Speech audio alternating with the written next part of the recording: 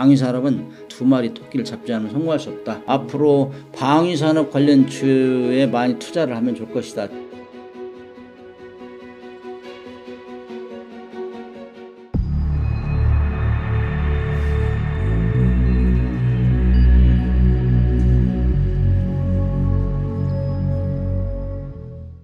이거는 불가사의인 거죠.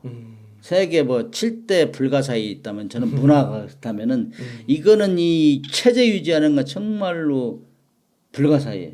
그거는 김일성, 김정은이가 정말 세뇌 교육을 잘 시켰고 그다음 외부와 완전히 동토를 만드는 거예요. 어린 땅을 만드는 거죠. 다 체제 유지하기 위해서 완전히 세뇌 교육을 시켰고 사상 교육을 시켰고 그다음에 외부의 매스미디어를 차단했잖아요.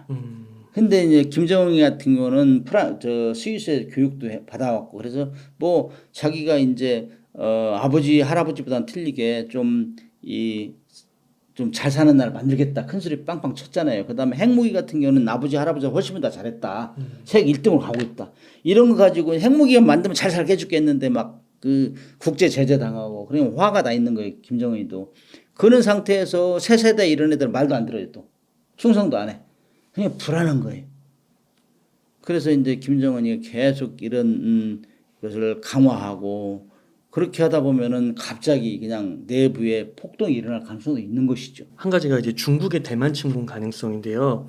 이 양안 전쟁이 일어날 가능성을 좀 어떻게 보시는지 우선 궁금합니다. 거의 많은 사람들이 뭐 학자들 이런 사람들은 뭐 투키디제스 함정이라 해가지고 세계 1등과 2등과에는 항상 전쟁이 일어났다.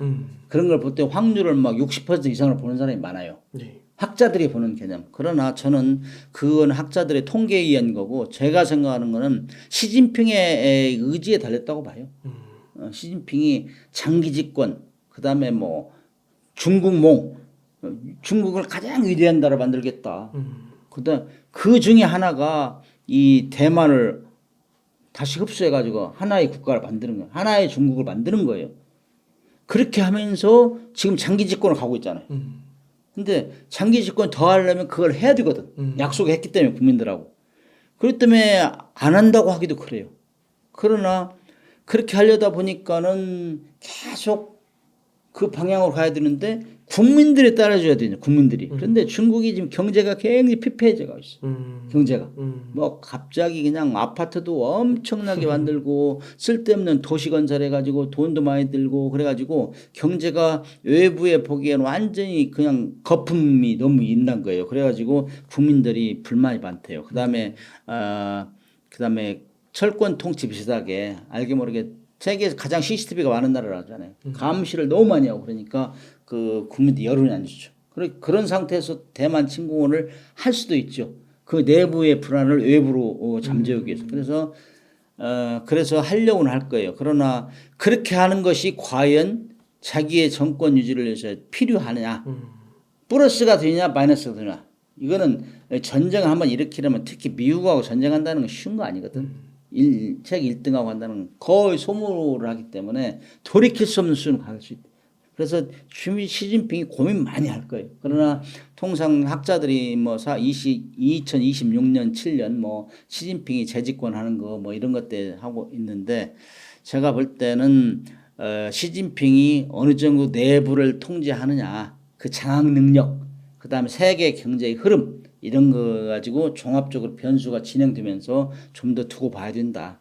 그렇게 보고 아무튼 그럼에도 불구하고 전쟁이라는 건 뭐 갑자기 일어날 확률이 많기 때문에 왜냐면은 뭐 갑자기 누가 암살만 당해도 그거를 뭐 그 외부로 돌리기 위해서 그런 역사적인 사실도 있잖아요. 우리 뭐 2차 대전 일어날 때도 그런 황태자, 5.18 황태자 피살 사건 이런 것들이 되기 때문에 우리는 미국과 70년 이상을 한미 동맹 유지하기 때문에 미국에서 너희도 참여해라 전쟁이 일어나면 하면은 뭐 안 할 수 없는 입장이기 때문에 그런 상황에서 우리가 뭐 병력을 그때 파견하면 중국이 가만히 있겠느냐 인접국가기 때문에 중국은 뭐 ICBM도 있고 다 있어요 탄도탄 뭐 남한을 공격해버리면 어떻게 할 거예요?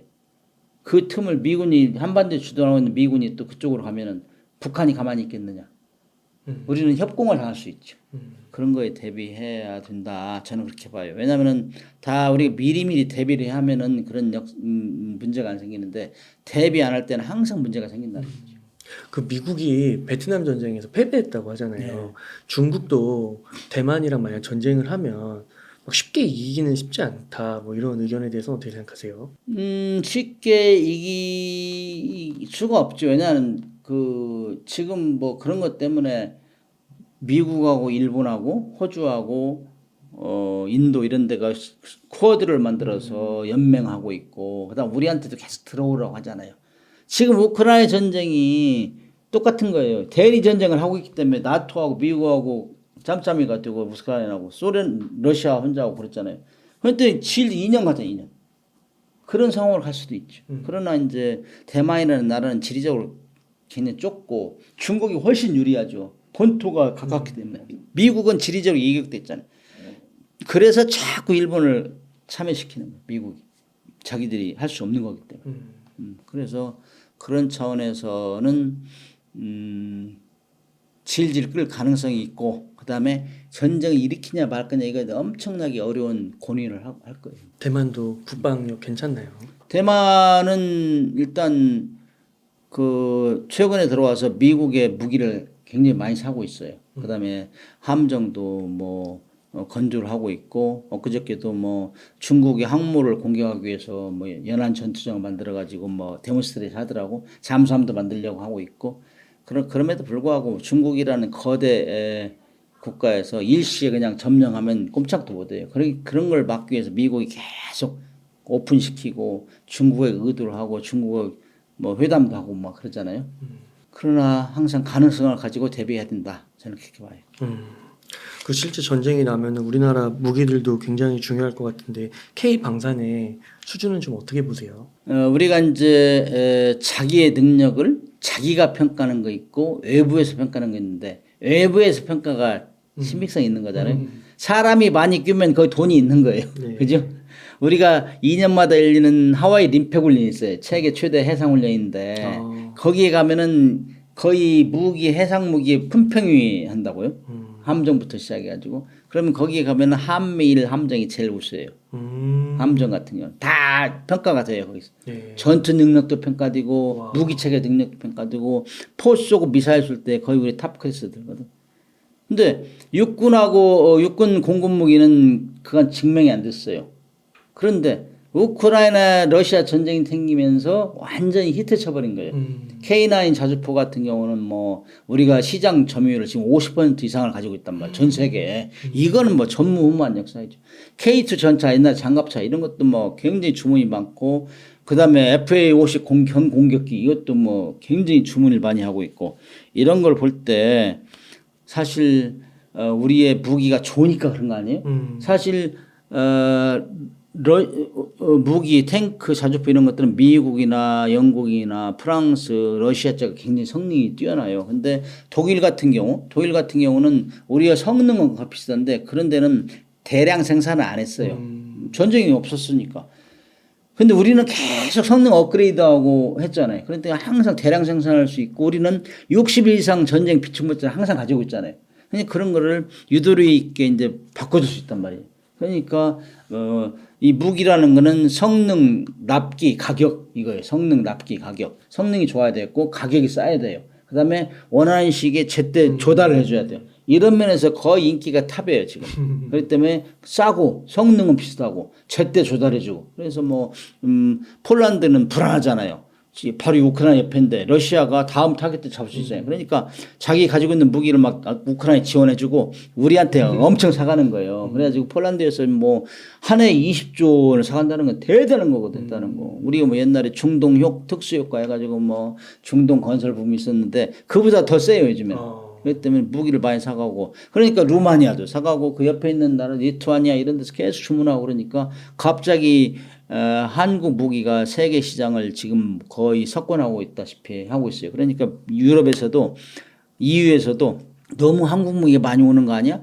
지금 우리의 이제 이 그 무기 자금률을 좀 높이자. 20% 50% 늘리자. 너무 항공모함이 많이 들어 여기 견제 들어가고 있어요. 그래서 우리도 거기에 우크라이나 전쟁으로 폴란드 특수가 생겼는데 그거를 이제 또 아시아 중동 쪽으로 그다음에 요즘 뭐 사우디 이런 데서도 무장을 강화하고 있으니까 특히 잠수함 같은 경우는 필리핀, 인도네시아, 사우디 이런 데가 이제 주 시장으로 개발되고 있고 그다음에 뭐 캐나다, 폴란드 이런 데서 잠수함 살 걸요. 잠수함 같은 경우는 뭐 한 척에 그 캐나다에서 원하는 잠수함보다 1조 5천억 정도 되니까 뭐 우리 제네시스 그런 것들 뭐 15,000대 정도 되죠. 그러니까 뭐 엄청나게 크죠. 부가가치가 크고 탱크 막 수백 대 수천 대 값이 한 배 한 척이면 되니까.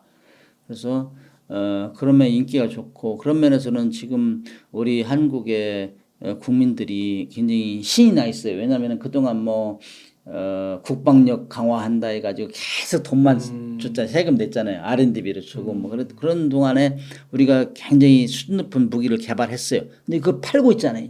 미국이 하던 것처럼.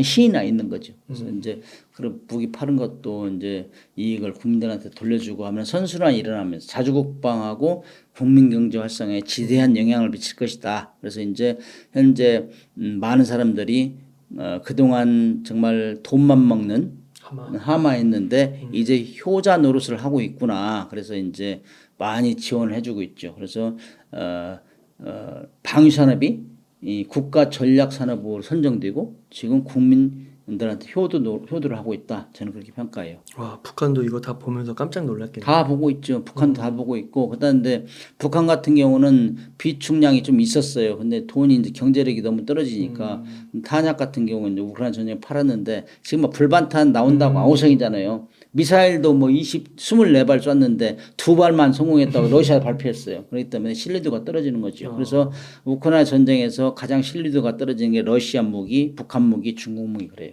근데 우리는 성능이 아주 출중한 무기들이 지금 입증되고 있죠. 그 아까 쿼드라고 언급하셨는데 여기에 우리나라는 아직 안 들어가 있는 거예요? 미국, 일본, 호주, 인도 이렇게 쿼드를 했는데 전 정부 때도 계속 쿼드에 들어오기를 요청했었어요. 왜 안 들어가? 비밀리에. 근데 우리 같은 경우는 전 정부하고 현 정부하고는 많이 틀린 것 중에 하나가 남북 관계잖아요. 남북 관계가 진전되면 진전될수록 우리는 북한을 그냥 외투를 시켜버리면 싫어하잖아요. 대화가 안 되잖아요. 우리는 그런 면에서 거기에 들어가는 걸 좀 주춤주춤하고 대신 뭐 연합훈련 같은 건 해왔죠. 미국을 또 건드리면 안 되잖아요. 미국이 하자면 또 해줘야 되니까. 그런 차원에서 어느 정도 거리를 두면서 협력적으로 선택적으로 해왔죠. 그러나 이제 트럼프가 다시 재집권하면 그게 강화될지 어떨지 모르겠는데 또 이제 북한도 북한이지만은 우리가 쿼드를 들어가면 중국이 엄청 싫어요. 한한령 내리고 그러잖아요. 그렇기 때문에 중국을 건드리면은 우리가 경제가 무너지잖아요. 거의 40% 의존해서 지금 뭐 요즘 중국 대중 관계가 안 좋으니까 경제가 엄청 어렵잖아요. 그래서 그런 것 때문에 전 정부에서는 스탠스를 굉장히 조심스럽게 했는데 현 정부 들어와서는 그걸 좀 중국을 도외시했죠. 그렇기 때문에 지금 미국하고 일본하고 한국하고 타이트하게 이렇게 지금 결속되는 이런 관계가 진행되니까 중국에서 굉장히 우리를 경제적으로 데미지를 입히고 있잖아요. 그런데 미국에서는 지금 바이든 정부는 한미일을 이렇게 타이트하게 엮어준 거, 공조 체제를 이룬 거 이것 때문에 바이든 인기가 좀 많이 치솟았대요. 그다음 우리는 일본하고 또 싫어하잖아요. 우리는 국민 감정이 있기 때문에. 그것이 이제 많이 개선됐는데 이 정권에 따라서 너무 많이 이런 영향을 받는다는 사실이 좀 안타까워요. 왜냐하면은 안보하고 외교는 정말 예하정이 힘을 합쳐야 돼요. 그렇지 않으면은 외국에서도 무시받아요. 무시당해요. 그래서 외국에 우리가 방문해도 그야말로 국민적인 지지받는 대통령하고 지지받지 않는 대통령 많이 차이가 있어요. 그래서 우리가 안보에 있어서는 여야정이 같은 목소리를 내야 된다. 그렇게 생각합니다. 그 교수님 저희 웅달 책방이 약간 그 경제 재테크적인 성향이 좀 있어서요. 그 방산이나 이런 쪽 기업들 좀 눈여겨봐서 투자하는 것은 좀 어떻게 생각하세요? 조금 전에 방산 물어보셨잖아요. 그리고 방위 산업이 국가 전략 산업으로 선정된 거는 유사일에 처음에 22년 그래요? 2022년도에 됐잖아요. 대통령이 선언했잖아요. 국가 전략 산업을 선언했다. 그렇기 때문에 앞으로 방위 산업 관련주에 많이 투자를 하면 좋을 것이다. 특히 이제 K9 자주포, 뭐 K2 전차, 잠수함, FA-50 공격기 이런 것들은 아마 앞으로 불티나게 팔릴 거예요. 네. 왜냐면은 가성비가 뛰어나기 때문에. 예, 그래서 그런 쪽에 많이 투자를 하는 것이 좋을 것이다. 주식 같은 경우. 저는 그렇게 생각해요. 네. 네. 그러면 이제 끝으로 저희 옹달 책방 시청자분들을 위한 한 말씀 부탁드리겠습니다. 저는 옹달 책방이라 해서 어디 서점인 줄 알았어요. 네. 요즘 이제 인류가 역사가 전쟁이 없는 역사는 거의 드물었잖아요. 그러나 이제 이 정말 전쟁이 일어나면 경제에 출렁출렁하기 때문에 우리는 그래도 남의 전쟁 때문에 약간 돈을 벌고 있지만 가슴 아픈 일이죠. 남의 불행이 나의 행복이 돼서는 안 돼야 되는데 아무튼 이런 상황에서도 우리가 그동안 전쟁을 막기 위해서 우리가 무기를 개발했는데 지금 남의 전쟁에 이제 무기를 많이 파는 이런 형국이 됐단 말이죠. 그러나 이제 우리가 전쟁이 일어나면은 안 일어나는 것보다는 정말 엄청나게 이 고통이 되기 때문에 러시아 우크라이나 전쟁 보면 알잖아요. 우크라이나 국민들 정말 피폐해지고 그래서 힘을 키워야 된다. 그러나 다행스럽게 우리가 그동안 남북 대치 상황에서 이렇게 무기를 개발하고 우수한 돈에 좋은 솜씨 가지고 개발했기 때문에 그것이 팔리는 거에 대해서 천만 다행스럽게 생각하고 그래서 앞으로 방위 산업은 자주국방과 국민경제 활성화 두 마리 토끼를 잡지 않으면 성공할 수 없다. 지금이 그 시기다. 그래서 많은 국민들이 성원해주고 그러면은 국민들이 그동안 세금으로 낸 걸 잘 도둑으로 받을 수 있는 기회가 생길 것이다. 이 옹당 책방을 통해서 경제를 많이 좀 뜨시고 또 전쟁 공부도 하시고 그랬으면 좋겠습니다. 네, 국방과 경제를 네. 다 잡으면 너무 좋겠네요. 네네. 감사합니다. 이렇게 해서 문근식 교수님을 모시고 이야기를 나눠봤습니다. 긴 시간 동안 유탈 사이트 많이 나눠주셔서 감사의 말씀 드립니다. 오늘 고생 많으셨습니다. 네, 감사합니다.